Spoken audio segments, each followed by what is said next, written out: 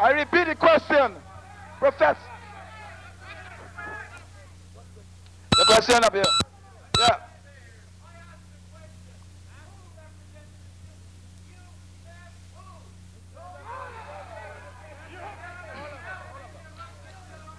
The students. You asked a valid question. You asked who represents the matter in this case. Yesterday, there was a student legislative council meeting where all the faculties met, and they too thought that this committee was a travesty of justice and that a new committee should be formed where all sides would approve, and that the committee should be made up of three. They recommended that the committee be made up of three Queen's Counsels. One Queen's Counsel from the black students, another Queen's Counsel for Professor Anderson, and one Queen's Counsel that will represent both sides. They too, your leaders, asked that this committee be rejected.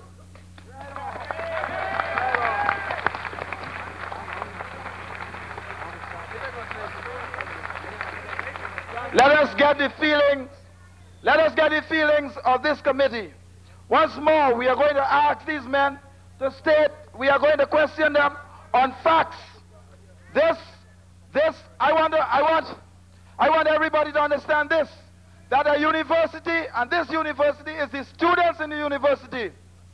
There are 1,000 people here or more, 1,000 adults. And we are saying, we are making a hearing right now. We are going to produce facts. We are going to make factual statements about the members of this committee. We want them to contradict them or to affirm that they are true. So I'm going to repeat my question to Marsden. The original agreement between administration and us, both parties the committee must be acceptable to both parties. Is that true or is that not true? When the hearing comes to order, I will have my opportunity to address the chairman. And the chairman has invited, the chairman has invited anyone who has anything to say relevant to this hearing to attend and speak. I want to hear him. All right.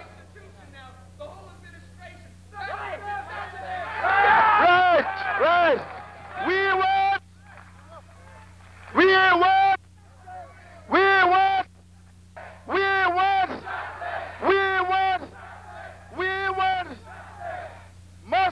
must the students have a voice in running this university? Do the students have a right in running this university? Let us listen to Professor Mr. McDonald. Professor McDonald.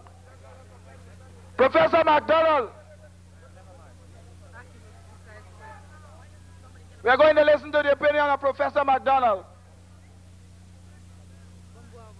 Professor McDonald has a statement to make.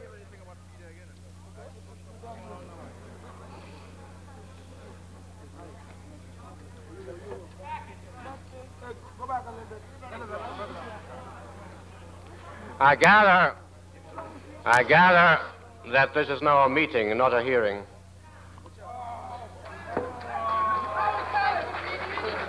This shows you how much power you have. This shows you how much power you have. All these people in here, each person here represents $500 that you pay to this university. And this man comes up here and insults you by refusing to answer questions and talking nonsense about procedure.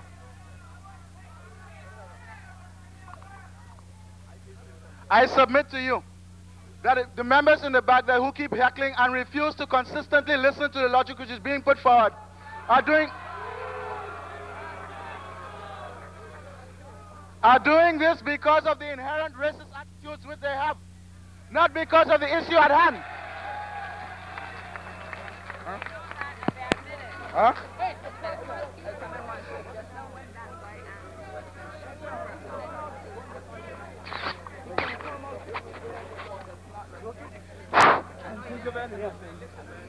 To show you our intention,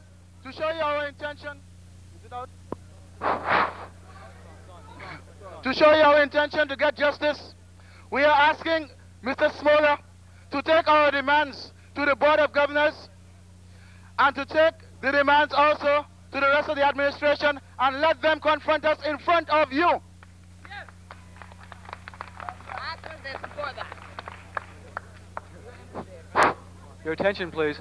In keeping with everybody's request here, firstly, the chairman for a hearing, you for order, the blacks and us for power, I would suggest right now that everyone who is interested at all in any sort of civilized way of getting this thing done to leave for an hour or two, get things down pat. We're not going to go any farther from here as it is right now. Let's leave, everyone leave in the back galleries, and we'll see how many people really want to keep making a kangaroo court, which they have called a kangaroo court, out of this situation. I suggest that Mr. Adamson and the rest do not try to trouble their bladders any longer and leave with us. The only person who thinks it's legal is the committee itself, so let them stay. If civilization means that we cannot sit in our university, then all those who feel they must leave, then leave. And those students that want to stay, we're going to discuss precisely what racism is all about. What precisely is our institution all about? Those are the things we have to understand and discuss. Yeah. We're going to hear from the legal counsel for the committee. We're going to hear his opinion. Mr. Iraski.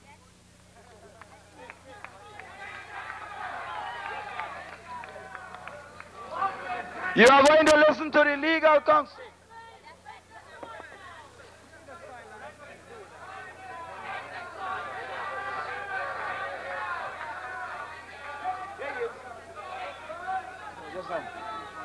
Let me drink some. I'll give you some after, okay? Let me take a drink, okay? Yeah. As long as you want Yeah.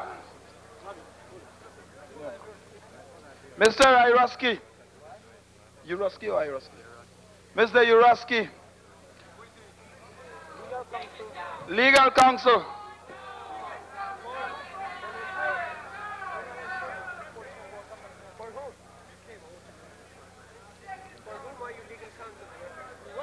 Legal counsel of the committee. Mr. Uraski, do you think that the black students, do you think that the black complainants have received justice in this hearing so far? I can only say two things. Let the man talk. Justice, let the man speak. Number one, I am very sad at what is going on right now.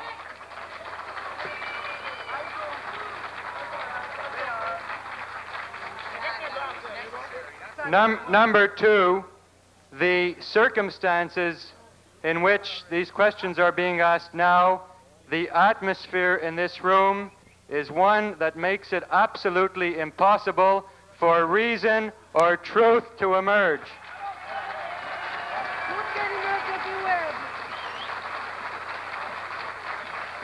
Just number three, and this is my final remark, everybody here, white or black, has an interest, I would imagine, in preserving this university, and everybody here will suffer if this atmosphere continues. Nothing can be resolved in these circumstances. 1 minute, 1 minute.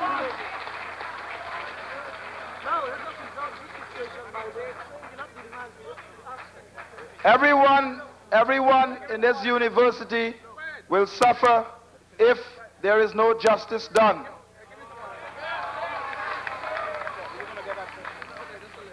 This hearing, this gathering here is just as legal as any gathering called by the administration, because we the people who pay the money to come to this university, we have just as much a right to call a hearing as any administration or faculty. Our Our rights as students are being questioned. The administration has laid down a dangerous precedent by acting in a way that is contrary to the wishes or the express wishes of students and acting in a very dictatorial and arbitrary manner. And therefore, that is the issue at stake. Whether we are going to sit back and allow the administration to run roughshod over the rights of students. That is the point.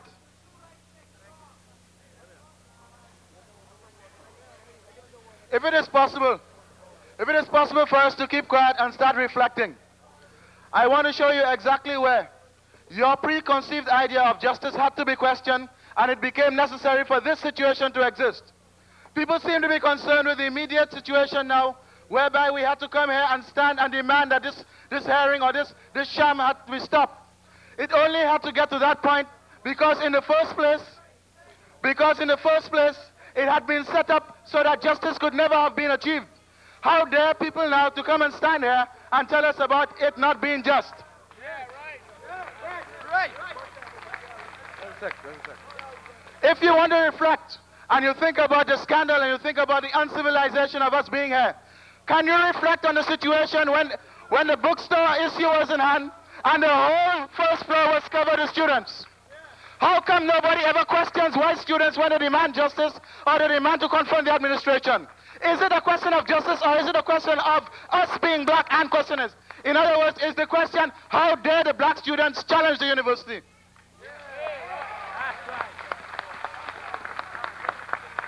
If you cannot question known institutions and accepted institutions, you are not getting educated.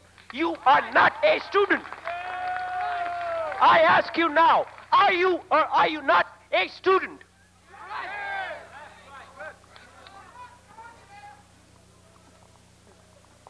It's becoming increasingly impossible to try to explain to you because you seem to have blocked your mind out from any reason. Consequently, I am of the opinion that I can answer the question for you. You simply are not students. Students don't close minds.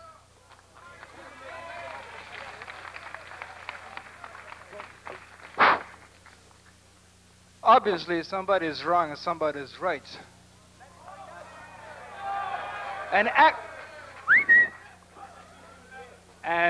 Acting in such a highly organized and civilized manner, we certainly won't find out the answer. So I would suggest we all cool down and talk about it, not scream about it or fight about it. All right, please. Now, we are asking it to be cool for a little while now. Let us see if the fascists will make noise. Now, psst. What's wrong? You lost your voice, man?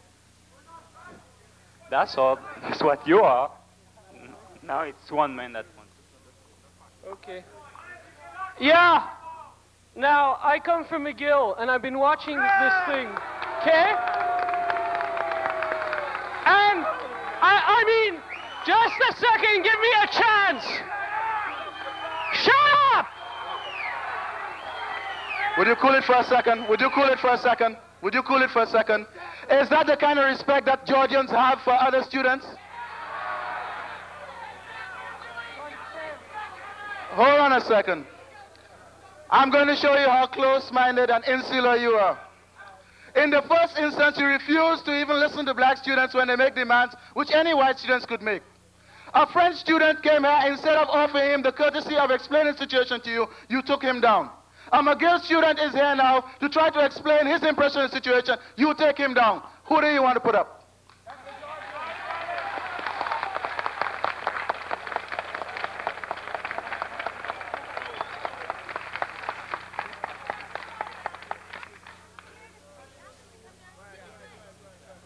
Talk about radical students. You people up there aren't even liberals with a small L. You know? Like, it's in the best liberal tradition of North America that juries are selected by parties with vested interests. All parties with vested interests. Even in criminal court, take the case of Ray being tried right now. The defense attorney, the prosecuting attorney, both have a chance to select the jury. Here, this so-called impartial committee is picked by your administration, and you call it a question of racism. For Christ's sake, it's a question of student power.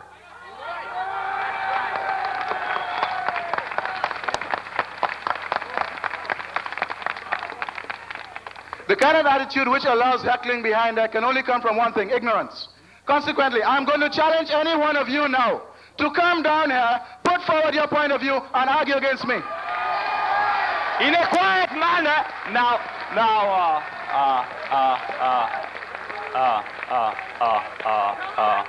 Now, let us try to see if we can make it in a quiet manner now.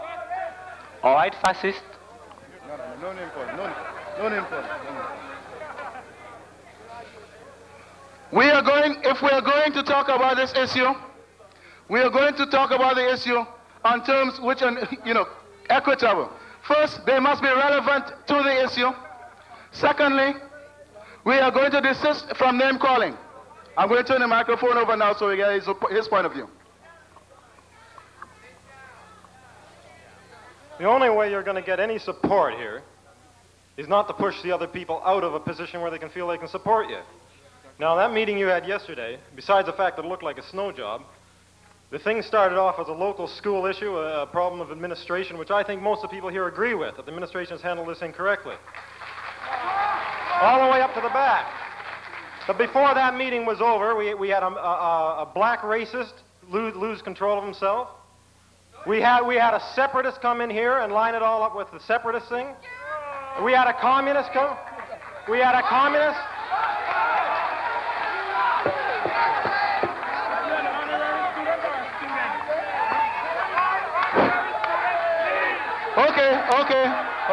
Okay. All right. Could you cool down for a sec? No, Rodney. Could you cool down for a second? Could you cool down for a second?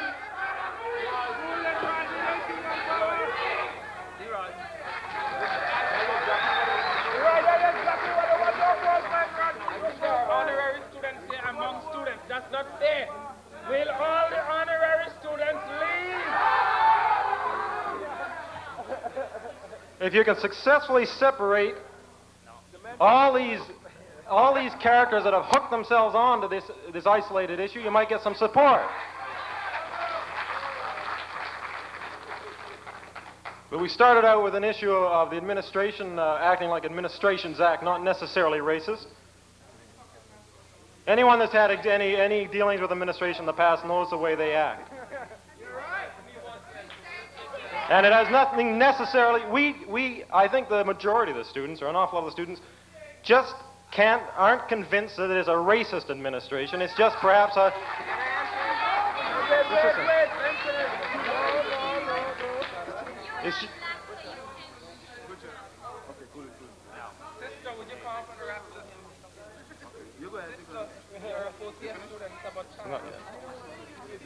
But if you can successfully separate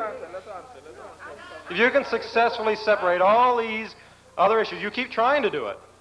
But then all these fellows start popping up and saying it's the proletariat cultural revolution, and it's and all the other all the other isms tied into it.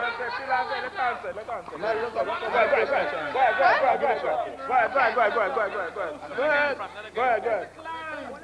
Professor Klein is a communist. Yesterday I came here and I felt exactly the same as this guy did from the meeting. Rodney stands up and the blood rushes to my head and I think, my God, what's happening? But then I stick with it and I say, obviously what this tells me is this issue is more complicated than I thought it was before. It's an issue of racism, it's an issue of student power, it's many issues in one. So I think, okay, I'm coming to the hearing this morning and I'll see what happens. I come here and Addison tells me the university has charged this committee to carry the hearing through, and I think, fine, university, that means me, I'm a student. And yet he says everyone here has to abide by the rules. And then they say there was a meeting of which 3 parties, Adamson and the administration, the black students were supposed to meet. Do you think they had that meeting? No, they didn't. So I say to myself, the situation is becoming more simple, not less complicated. There's many sides to it, but I know where I can stand because obviously they're not going to give us a just hearing, and that's not a hard thing for a student to take a stand.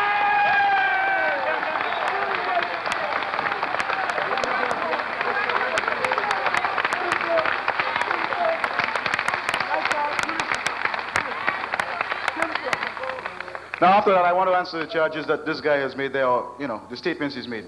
The first thing he talks about is that we're alienating people, we're not having support. The issue here is that we don't want support. What we want is justice. If justice means that we have to depend on a set of biased people, then we are going to have it without them. You see, I get the impression that people are biased when they can come here and make statements and call people separatists without even knowing them or hearing them say so, and call people communists without hearing them or knowing them say so. I get the impression that you're back in the administration when people like Genovese can come here and say he's an avowed communist and stand on the mezzanine and support the administration. I get the impression that whoever is meting out justice is the administration, the board of governors. I ask who is exploiting and who is exploited. You find that the administration and the board of governors are exploiting you and me. Now what are you going to do about it? I've already taken my stand.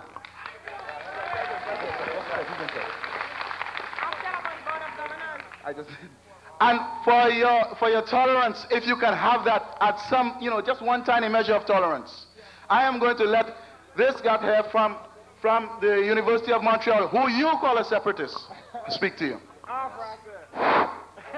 En effet, je suis un indépendantiste. Si je suis ici, c'est que toutes les questions de racisme m'intéressent. Oui, en français, monsieur. Go ahead. It seems that there is not too many people in here who understand French after 200 years.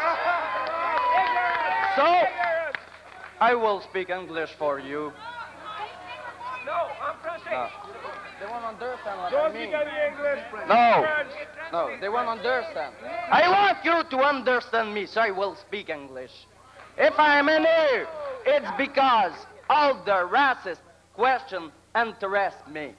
Because what the people, the white people, are doing in America, as well United States, than in Canada, to the black people, touch me.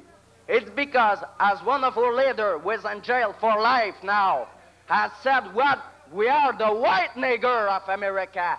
And for that I'm ready to go with any nigger, any oppressed, and I will go with them to the end.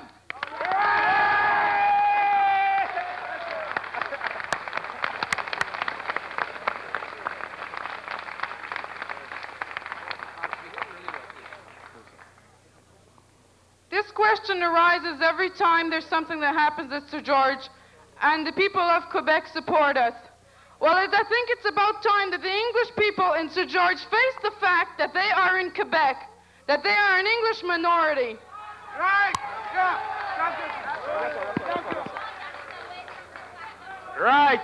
Also, we would like to demonstrate to you the attitude that is taken by your direct student leaders. Yeah, you are able to differentiate, as we say, the men from the boys.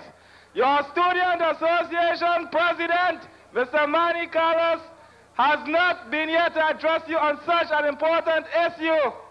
The whole concept of the statement that was written by a group of students who forever practice at St. George friendship politics and who spend $80,000 of your money every year. 4,000 in salaries, 47,000 in administrative duties, etc., etc. So, we hope that you, in future, could select among you leaders who could lead you and not people like Manny who tie themselves as liberals and do what the hell they want. Thank you.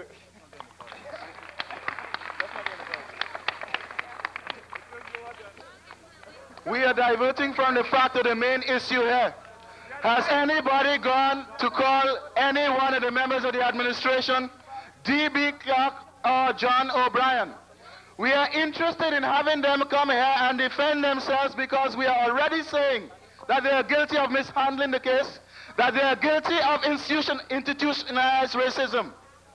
If they can come here and defend themselves in front of you, maybe it would allow you the opportunity of really beginning to learn a question of who you are. For you to learn anything else, you have to understand who you are. It doesn't seem as though you can do that. Who you are is supposed to be a student. That's what you're supposed to be. A student is one who's supposed to understand the cases that exist on either side. A student is one who does not come here with preconceived notions of justice. A student is one who does not come here and decide on who's wrong because of the color of one's skin. A student is one who sees the legality or illegality of a committee set up by an administration without having the consent of both parties involved, even if this is the common practice of law in your North American just society. Hold on. I got some. Hold on. Just a minute, Leroy. We have an announcement here to make. Yes, with another student, I went over to see our dear administration and found that the entire Norris Building administration office is vacated. The doors are locked, it's dark, but there is, I admit, a plainclothes detective there. That's a university. I want to request all of you students to bear with me for 30 seconds. Now, these eminent gentlemen who comprise the committee are your professors. They impart knowledge to you. Now, I ask you, when you question them, they should stand the test. If they cannot stand the test of your questions, then they cannot impart knowledge to you. That's all. Wait. Identify yourself. I am a student at Sir George. I'll first address the chairman. Mr. Chairman, first of all, I don't believe in separatism, and I don't believe this issue comes to school. This is a student affair. It should be kept with the students.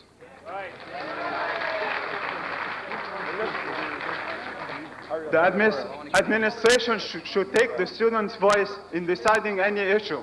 So why don't we have a referendum and decide if the committee is correct or not? Is it acceptable to the students or not? That is not possible because of the composition of the student association. Thank you. Can you all be quiet for a second? It seems that every time a colored person gets up here and talks, just because of the color of his skin, you lose all respect for the person. See? You see? Now, look, the university, what makes the university is the students. If there's no students, it is not a place of learning, it is not a university. Now, no one here has seen any student representation on this committee whatsoever. Not one bit. Now, if you think that you have the right to have representation, you should speak up. And these people are trying to show you their position and how illegal this committee is. And you people close your minds and you don't say anything except, racist. Now listen to what these people have to say, and every time a colored person gets up here, have some respect for the human being and listen to what he has to say.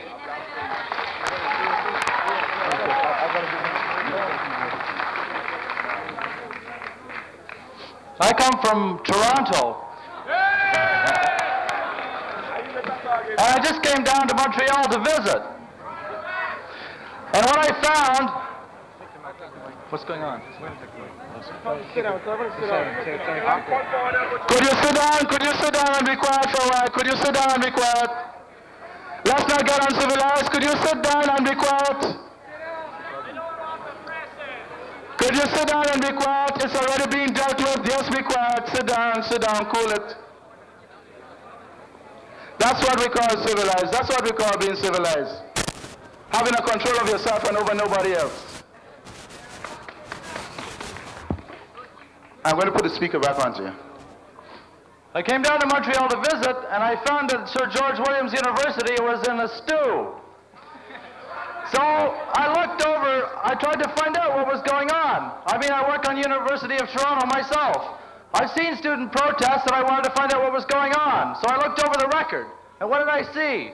I saw that 10 months ago, as far back as 10 months ago, some black students had laid some charges of racism against a Sir George Williams professor. And that during the whole period of 10 months, the administration here, and it reminds me very remarkably of administrations elsewhere that I've seen, seems to have managed to not do one single constructive thing about those charges.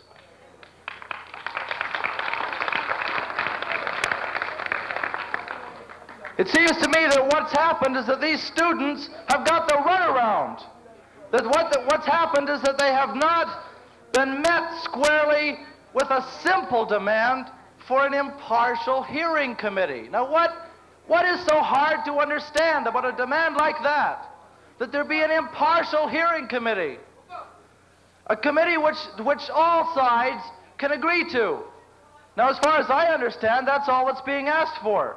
So that the charges, the evidence can be presented. But they don't want a kangaroo court. They don't want a court which they don't have the choice in participating, the right to participate in the choosing of. They want a committee which they can feel is a fair one. And then and only then can we reasonably expect the full story, all the